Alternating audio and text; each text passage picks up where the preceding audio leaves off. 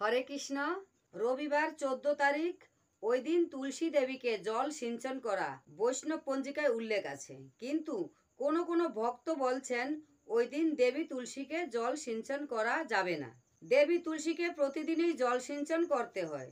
আপনি কৃষ্ণ নাম স্মরণ করুন এবং দেবী তুলসীকে জলধারা দান করুন, প্রণাম করুন, পরিক্রমা করুন 4 থেকে 5-7 বার, যত পারেন, অসুবিধা নেই।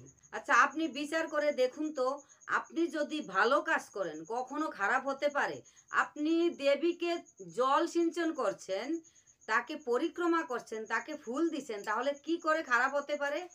অনেকে বলে আমাদের এই পুজো নেই, আমাদের ওই পূজা নেই, আমাদের তুলসী মালা পরতে নেই, আমাদের তিলক পরতে নেই, আমাদের ভোগ নিবেদন করতে নেই, মরলে পূজা দিতে নেই, গ্রহণ লাগলে পুজো দিতে নেই, কত রকম হাজারো লোকের হাজারো বাজ বিচার।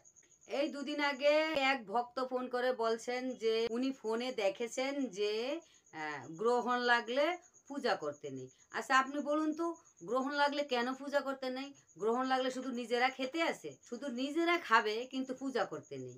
মরলে পূজা করতে নেই, শুধু নিজেরা খাবে আর ভগবানের পূজাটা করতে নেই। যার দ্বারা নিজে চলছে, যার দ্বারা আমরা চলছি, যিনি আমাদেরকে সব কিছু দিয়েছেন, অথচ তাকে আমরা খেতে দেব না, শুধু আমরাই খাবো। কেউ মরলে আমরা খাবো, ভগবানকে পুজো দেব না। গ্রহণ লাগলে আমরা খাবো, ভগবানকে পুজো দেব না। আমার দেহ অশুদ্ধ হলে আমি খাবো, ভগবানকে পুজো দেব না।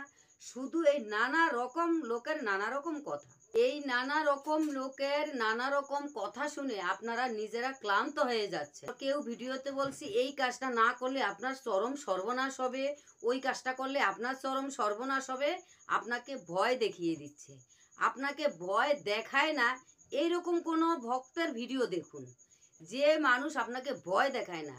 আমাদের সব থেকে গুরুত্বপূর্ণ হলো আমাদের মনের ব্যাপার, মনের ভয়টাকে কাটানো, অথচ হাজারো হাজারো লোক আপনাদেরকে ভয় দেখিয়ে দিচ্ছে। আর সেই ভিডিওগুলো আপনি দেখছেন, দেখে আপনি ভয় পাচ্ছেন, এটা করছেন না, ওইটা করছেন না। কিন্তু আপনার কিছু কিছু নিয়ম সিস্টেম মানা ভালো।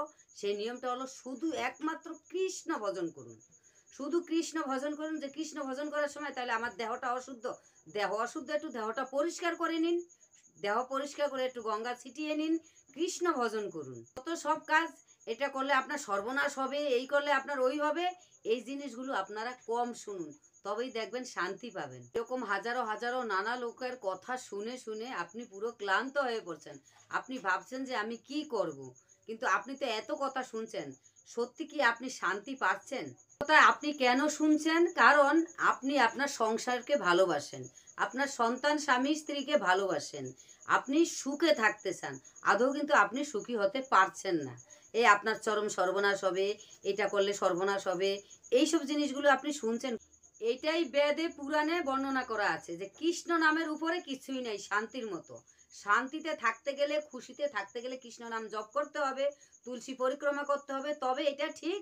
একাদশী তিথিতে, রোববার দিন, পূর্ণিমা, অমাবস্যা, দ্বাদশী তিথিতে তুলসী চয়ন করা উচিত নয়।